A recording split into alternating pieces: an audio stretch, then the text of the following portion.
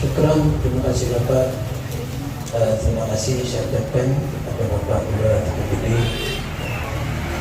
Ma'asyiral muslimin, para jamaah yang dirahmati Allah, diumumkan kita mendapatkan infak sedekah dari antum semuanya di malam ini sejumlah Rp327.000. Rp327.000 infak sedekah sampean. Untuk apa Habib? Untuk di maslahat majlis, untuk kepentingan ini majlis ya. Jadi sampean sedekah dan jangan khawatir, sedekahnya sampean tidak akan sia-sia. Sedekahnya sampean insyaallah akan diterima oleh Allah Subhanahu wa taala. Wa ala alihi at-tayyibin at-tahirin wa ashabihi al-akram al-muhtadin wa tabi'in wa man tabi'ahum bi ihsan ila yaumiddin. Rabbi shrah li sadri wa yassir li amri wa hlul 'uqdatam min lisani yafqahu qawli, amma ba'du. Ibu, nyambung ibu, dengarkan ya. Yang bagi-bagi kue istirahat dulu. Yang bagi kue istirahat dulu. Dengarkan ya. Ada kajian ilmu ini penting bu. Ilmu kalau di situ ada pengajian atau ada majelis selawat baik, majelis zikir baik, tapi lebih baik kalau disambung dengan majelis ilmu. Selawat bagus, zikir bagus, ditambah lagi majelis ilmu lebih bagus.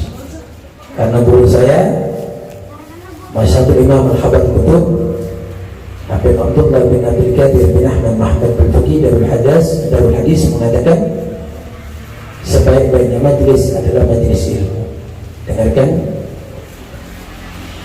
Segala puji milik Allah, alhamdulillah. Kita bersyukur kepada Allah di malam hari ini Allah masih memberikan nikmat yang luar biasa kepada kita. Kenikmatan apa, Beb? Kenikmatan duduknya kita di majelis yang mulia.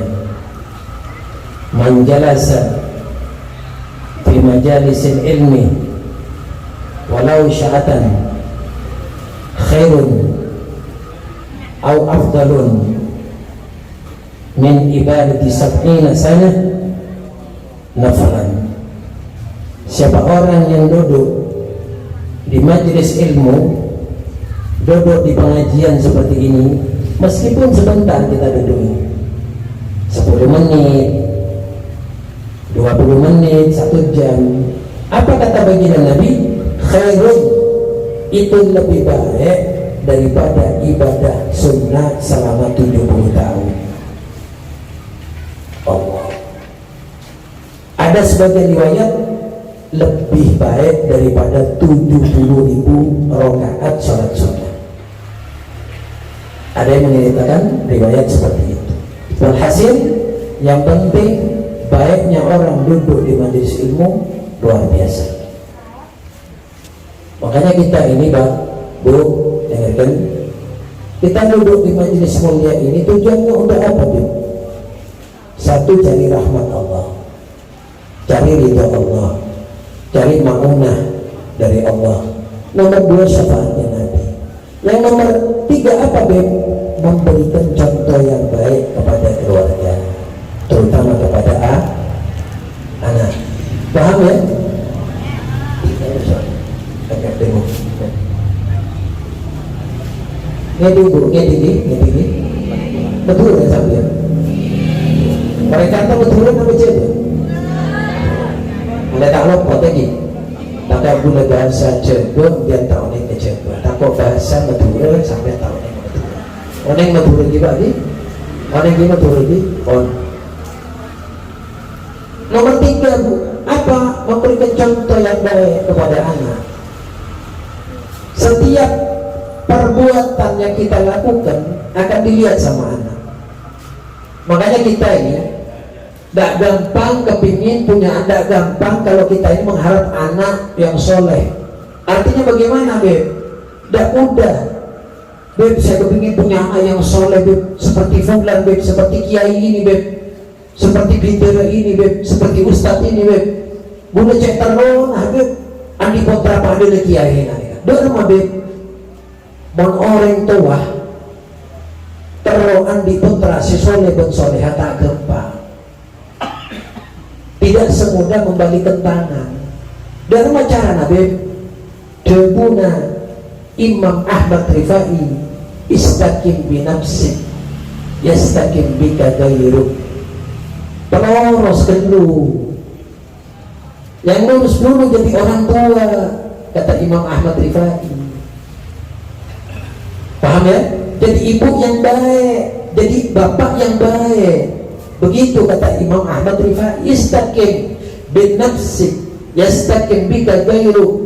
Yang lurus dulu, sampean yang lurus, yang lempeng, ahli ibadah dulu, baru anak-anaknya pun bakal lempeng, bakal lurus, bakal jadi anak-anak yang baik. Mau nempan betok, anak mau betok yuk. Kalau orang tuanya tidak betul, anaknya pasti tidak betul. Makanya pepatah mengatakan buah mangga jatuh tidak jauh dari. Coba ada pepatah lain mengatakan perceraian tak jauh dari somor punya somornya nanti bercerai. Saya kamu berdana gini betas. Tadi jadi anak-anak gini yuk. Jangan betul. Jangan masuk kaju nama nih kan. Kaju tumpangan jadi segi. Pon, jadi ngaki. Dan cara Habib luruskan diri kita ini, betulkan kita ini. Banyak orang curhat sama saya, Bu. Banyak orang curhat sama saya, Beb, doakan anak saya, Beb. Mudah-mudahan. Saya bilang, bagaimana saya mendoakan sampean kalau sampean masih seperti ini? Sholat subuh sampean, Beb. Duh, mulai sholat tak berjam. Jangan bukan tak berjam dia. Kalau sampean ahli ibadah, anak juga ahli ibadah. Makanya kita kumpul seperti ini, Pak. Lagi kumpul, ibu-ibu kumpul duduk seperti ini, ditanya sama anaknya, mau kemana, Pak? Sholawatan bulan Ar-Rahim. Mau Pak? Pasti begitu anak itu. Mau kemana, Pak? Mau sholawatan saya, mau ikut majelis taklim saya. Oh, ikut saya, Pak, ikut, Pak, begitu. Sebaliknya, mau kemana, Pak? Mau dangdut, mau, Pak, ya. Jelas itu. Mau kemana, Pak? Mau lihat dangdut, nah, ayo, saya mau ikut. Tapi kenapa saya kelako apa? Kenapa saya kelako emak? Neka edero benar. Makanya kita ini jadi orang tua yang baik. Coba kita lihat baginda Nabi Muhammad. Coba Rasulullah itu, Bu, setiap malam nisful lail, pertengahan malam bangun Nabi Muhammad, anak-anaknya dibanguni semua, cucu-cucunya Sayyidina Hasan dan Husain dibanguni sama Rasulullah. Go, ayo bangun, ayo sholat, bangun. Ini ajarannya Nabi. Begitu, Bu. Tarbiyatun Nabawiyah, pendidikannya Nabi. Orang tua kalau mengajarkan baik pasti baik, tapi naudzubillah kalau orang tua mengajarkan jelek pasti jelek. Banyak di zaman sekarang ini malah keliru. Anak tidak sholat, orang tua tidak bingung. Paham ya? Anak tidak ngaji, orang tua tidak bingung. Anak tidak bisa apa-apa, orang tua tidak bingung. Tapi kalau urusan dunia, nangis bojong, tangga jadi HP, Pak. Mula mata beli HP. Oh, ayo, angkat. Ayo, beli HP, ayo. Dah lama nangis lagi anak. Nangis dong tadi sepeda motor, Pak. Ayo angkat ke dengar mulai sepeda motor. Kalau urusan dunia prihatin seorang tua. Tapi kalau anak tidak bisa ngaji, tidak ada prihatin sama sekali orang tua. Hati-hati, ya. Apa kata baginda Nabi? Kalau orang tua punya anak soleh dan soleha, itu celengan besar dan harapan besar bagi orang tua yang bisa menyambung doa kepada orang tua, dan Allah akan ringankan bebannya, Allah Ta'ala akan meringankan siksanya apabila anak terus menerus mendoakan orang tuanya. Waladun salihun yad'ulah, kata Nabi Muhammad SAW. Paham ya? Makanya kita ini berusaha menjadi orang yang baik, menjadi orang tua yang baik, supaya tuntunan kita, apa yang kita lakukan ditiru oleh anak. Perhatikan Nabi Muhammad 15 abad yang lalu, beliau berpesan, sayati zamanun syarrun min ba'di. Apa kata Nabi? Akan datang satu zaman sesudah aku wafat, zaman itu lebih buruk daripada zamanku, kata Nabi. Lebih dahsyat. Kapan itu, Ben? Zaman sekarang. Paham ya? Berita tidak lama di Jember apa? Anak membunuh. Iya, betul ya? Tidak lama di Jember kejadian anak membunuh orang. Betul, tidak salah saya? Tidak salah. Betul ya?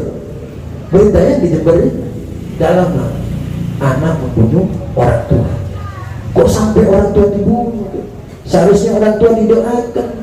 Apa penyebabnya, Beb? Dari orang tua. Jangan menyalahkan anaknya. Kenapa? Karena tidak dididik sama orang tua. Perhatikan, Bu, terutama sampean-sampean ibu ini, ya, harus memberikan pengertian yang baik sebagai orang tua perempuan. Nabi mengatakan, al-ummu madrasatul ula. Ibu itu madrasah yang pertama buat anaknya. Kalau ibunya baik, anaknya pasti baik. Apa buktinya, baik? Sayyidil Habibil Imam Qutbil Irsyad Habib Abdul Al-Haddad, uminya solehah, luar biasa, setiap hari mengatakan Al-Quran, maji Al-Quran, sodako, puasa, dan berhenti ibunya, anaknya diangkat menjadi wali besar oleh Allah Subhanahu wa Ta'ala. Kenapa? Karena ibu adalah madrasah yang pertama buat anak. Tapi kalau ibunya jelek, mengajarkan tak bagus kepada anak, maka naudzubillah, anak juga tidak baik. Satu contoh, kalau ibu kerudungan, anak perempuannya pasti kerudungan. Kalau ibunya rapat auratnya, pasti anaknya akan rapat auratnya. Tapi kalau ibunya tidak kerudungan, lihat anaknya repot mau punya anak rapat auratnya. Ini terjadi, Bu. Ini terjadi, sudah, Pak. Kapan, Bu? Bukan dahulu, sekarang sudah banyak terjadi. Kadang-kadang saya di luar, ada orang perempuan ibu tidak pakai kerudung, rambutnya diberonding. Tahu beronding? Diberonding ya? Lecet. Pada nak ujian keker alus, tak kerinting ya, diberonding. Beronding naik sepeda motor. Anaknya digonceng di belakang, pakai kerudung anaknya. Mikir saya, anak kikit ini serang kerudungan, emak Allah tua anak kerudungan. Keliru ini, seharusnya ibunya yang kerudungan. Begitu. Sempat saya tanya sama orang laki yang parkir sama saya, ini di sekolahan, Bu, di sekolahan. Saya parkir, Pak, kok ibunya tidak pakai kerudung, itu anaknya pakai kerudung. Oh iya, Beb, anaknya pakai kerudung terpaksa. Kenapa? Karena sekolah, Beb, katanya. Kalau di rumah sama, Beb, ibu sama anaknya tidak kerudungan, Beb. Ya Allah, paham ya? Jadi ayo jadi orang tua yang baik. Semua amal yang kita lakukan akan ditiru oleh anak. Naudzubillah, kalau bapak tidak berbuat baik, anak juga tidak berbuat baik. Kalau bapaknya tidak sholat, anaknya pasti sholat. Ada orang pergi ke saya, Bu, ntar ke gula Pak, orang nikah habis, Beb, kalau nikah ke duit postra, Beb. Terus barokah doa Nabi, napa tangan anak nikah tujuan rokok, Beb. Umur 12 tahun juga bulan, Beb. Gula minta barokah doa anak sambian karena sambian tak rokok, Beb. Boleh tak rokok, Bu, kayak lambat gula rokok. Eki mulai bulan nikah 12 tahun bulan tak rokok. Bulan tak ke pengajian Habib Salim Asyatiri Banyuwangi, beliau hadir di Banyuwangi. beliau ceramah masalah rokok. Dan guna beliau saya kan, siapa si ambu rokok ngacun. Gula biepar Banyuwangi. Tanah kau udah takut. Ngaco gue tak ada, ayo maju. Kepingin berhenti merokok, jadi takut dada, takut sarang Habib Salim baca pas aku nak tak bersekali merokok, tak boleh. Aku 12 tahun berat merokok. Tak habis bedak tamu ini kan, Beb doakan Beb anak saya Beb mudah-mudahan berhenti merokok. Apa 12 tahun merokok Beb? Saya bilang sama orang tua, Pak, sebelum saya doakan anaknya sampean, saya mau tanya, apa? Sampai merokok Pak? Iya Beb ya. Ya anak rokok dari nomor lebih, Pak. Paham ya? Kalau anaknya sampean merokok pasti dirusak dia. Kalau sampean marahi anaknya sampean, dong jangan rokok. Biar nama rokok Pak, kan begitu. Paham ya?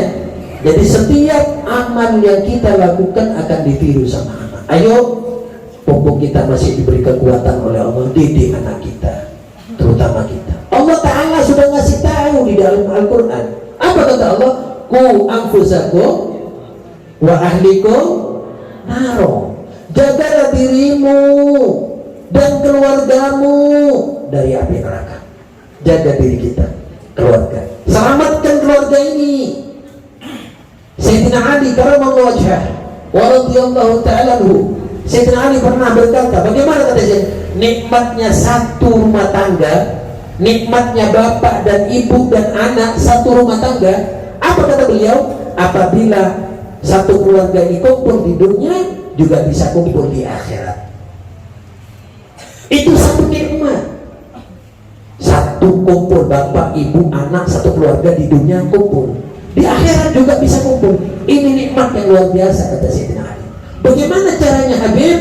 Ayo suami ngajak istrinya sholat berjamaah, ngajak anaknya sholat berjamaah, jangan tinggalkan sholat. Kalau anaknya tidak sholat, ibunya sholat, bapaknya tidak sholat, besok di akhirat mencar bu. Ibunya di surga, apaan beri neraka, anak beri keren neraka. Jangan aja. Paham ya? Bagaimana caranya supaya kumpul di dunia juga kumpul di akhirat? Habib, ajak kebaikan. Setiap waktu jangan tinggalkan sholatnya. Bagus. Paham ya? Ini perintah dari Allah. Ku anfusakum wa ahlikum naro. Wa quduhan nas wal hijarah, kata Allah. Perhatikan. Wa quduhan nas wal hijarah. Kayu bakarnya neraka ini, kata Allah, kayu bakarnya, kalau api neraka itu tidak tapi bara, Pak, tidak begitu bara. Apa? Nas, manusia, diambil, dicolokkan gitu. Kalau tumang-tumang kan kayunya pakai kayu bakar. Tapi kalau tumangnya neraka itu kayunya dari manusia sama batu, bukan kayu. Wa quduhan nas wal hijarah. Kayunya neraka ini, kata Allah, manusia. Tapi merasa saya tak boleh karena benda omongan rata tak tahu masuk aki mereka. Ya Allah, naudzubillah. Allah sampaikan ini.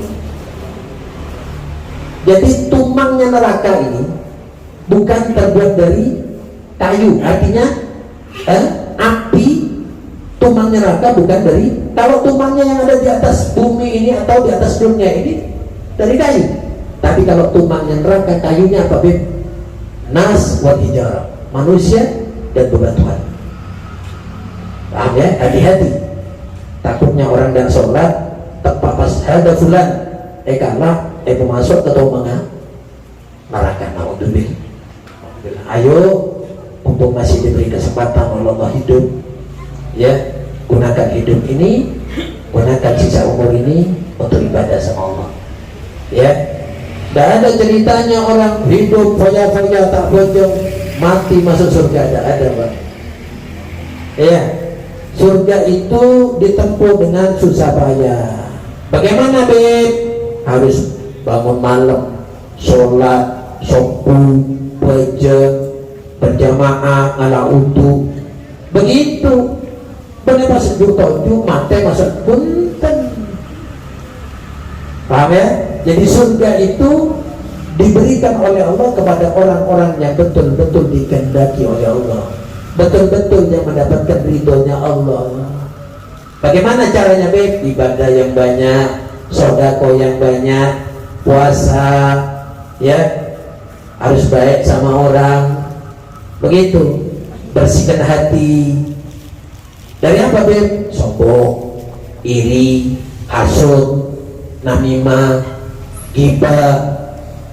Bersihkan ini hati ini. Tidak bisa kita sholat, tahajud, ngaji Al-Quran, tapi hati dikotori dengan apa, Beb? Namimah, mengadu domba antara tetangga satu dan tetangga satu yang lain diracuni. Dosa besar, tidak boleh. Atau hasud, iri, tetangganya seneng, iri, ya, jangan. Paham ya? Jangan iri.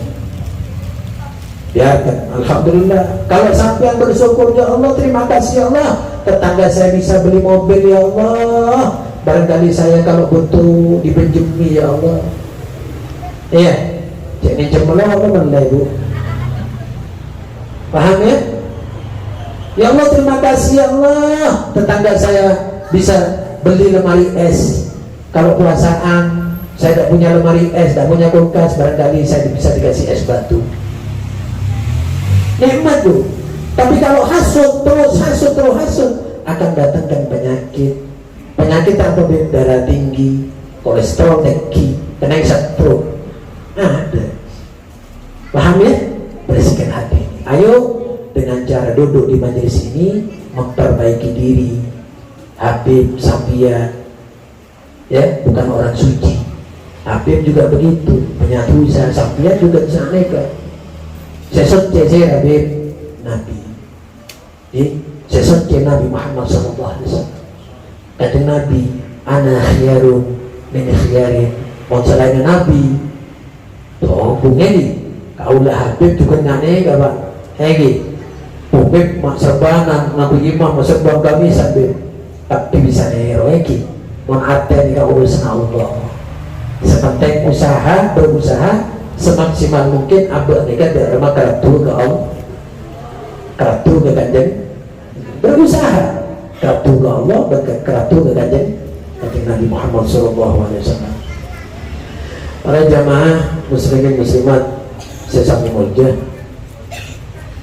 nikah kemampuan kita berselawat ke kanjeng Nabi, asalawat ke kanjeng Nabi, nikah kemampuan ada ulun sampean pun. Egi mau niru ibadah yang begitu luar biasa, ibadah sunnahnya Nabi, kita tidak mampu. Sholat tahajudnya Nabi, ada yang mengatakan 1000 rakaat, itu tahajudnya Nabi, Pak. Sholat tahajud 1000 rakaat. Boleh tak kelar, Beb, cuma 4 rakaat, Beb, cuma belum rakaat, Beb, saya tidak mampu kalau 1000 rakaat, Beb. Kadang ada yang bilang begini, saya tidak mampu, Beb. Terus tidak mampu, tak berjeng segala, Beb. Paham ya? Ini kemampuan kita. Ayo memperbanyak salawat sama Nabi Muhammad SAW supaya kita ini diselamatkan dari fitnah dunia dan fitnah akhirat. Dan perlu diingat, di akhir-akhir zaman ini, ya, banyak tragedi-tragedi atau peristiwa-peristiwa, kejadian-kejadian yang sangat mengerikan, Bu. Apa, Habib? Termasuk anak berani kepada orang tua. Ya, banyak sekali anak berani kepada orang tua. Yang nomor 2, saudara sama saudara sudah nak nyopo. Kalau tetangga sama tetangga sudah lagu lama. Saudara sama saudara kandung ini tidak nyopo. Bukan sebulan 2 bulan, Bu, tahunan, bertahun-tahun. Ini terjadi di zaman kita ini. Bagaimana caranya, Beb? Ayo penuhi hati ini dengan berzikir. Penuhi hati ini selawat sama Nabi, supaya hati ini lembut, supaya hati ini lembut, bersih, ya. Kalau tidak mau zikir, tidak mau selawatan, bagaimana caranya hati ini bisa bersih? Paham ya? Selain itu, zikir menjadi obat hati kita. Sumpah hilang, ya. Sumpah hilang kalau dia kena zikir ini, sumpah hilang. Coba sampean. Ya, sumpah hilang kalau kena zikir ini. Selawat hilang sumpahnya. Loh Beb, katanya ngilangkan sumpah ini papuma Beb, tidak bisa. Waktu ulo Beb, tidak bisa. Pasir putih si dibuat Beb, tidak bisa. Yang ngilangkan sumpah hati itu adalah zikir sama Allah Subhanahu wa ta'ala. Ala bi dzikrillah tutma'innul qulub. Ingatlah kata Allah, sesungguhnya zikir kepada Allah adalah obatnya hati. Hati apa Beb? Sumpah, serpet, bingung, hati gelisah. Bagaimana obatnya Beb? Banyak zikir, banyak sholawat sama Allah Subhanahu wa ta'ala, sholawat sama Nabi Muhammad SAW. Itu obat, satu-satunya obat yang bisa menyembuhkan hati, gelisahnya hati, sumpahnya hati, ya, serbatnya hati, yaitu zikir kepada Allah dan bersolawat kepada baginda Nabi Muhammad SAW. Mudah-mudahan pertemuan ini diberkahi oleh Allah, dan mudah-mudahan kita bisa mengamalkan apa yang menjadi sebab kecintaan kita kepada Nabi Muhammad, yaitu bersolawat kepada Nabi Muhammad dan bisa menghidupkan sunnah-sunnah Nabi Muhammad SAW. Amin ya rabbal amin ya rabbal alamin. Kita baca doa, ya, penutup doa. Sebelum itu saya ucapkan kepada semua jamaah, khususnya takmir masjid Baitur Rahman, semuanya jajaran masjid Baitur Rahman, ketua takmir, wakil takmir, dan juga pengurus semuanya, terima kasih jazakumullah yang sudah memberikan tempat kepada al-fakir dan jamaah untuk bersolawat, dan juga terima kasih kepada sekian jamaah sekitarnya, ya, Tegal Gede yang sudah menemani saya berzikir dan bersalawat kepada Nabi Muhammad. Jazakumullah khairan jazak. Mudah-mudahan Allah yang membalas dengan sebaik-baiknya balasan. Dan terima kasih banyak kepada Bapak Lurah Tegal Gede, juga alhamdulillah beliau hadir. Terima kasih banyak. Dan juga saya ucapkan jazakumullah khairan jazak, jazakumullah khairan katsira. Tidak ada yang bisa saya balaskan kecuali saya punya doa. Mudah-mudahan antum semuanya diberi kesehatan oleh Allah Subhanahu wa ta'ala, diberi panjang umur fi taatillah wa taat Rasulullah, dan mudah-mudahan Allah semuanya memberikan rezeki yang berkah, yang banyak, yang barakah. Amin ya rabbal alamin. Dan mudah-mudahan keturunan antum semua, keluarganya antum semuanya, anak keturunan antum semuanya diberi keturunan yang baik, minas salihin salihat. Amin ya rabbal alamin. Amin ya rabbal alamin.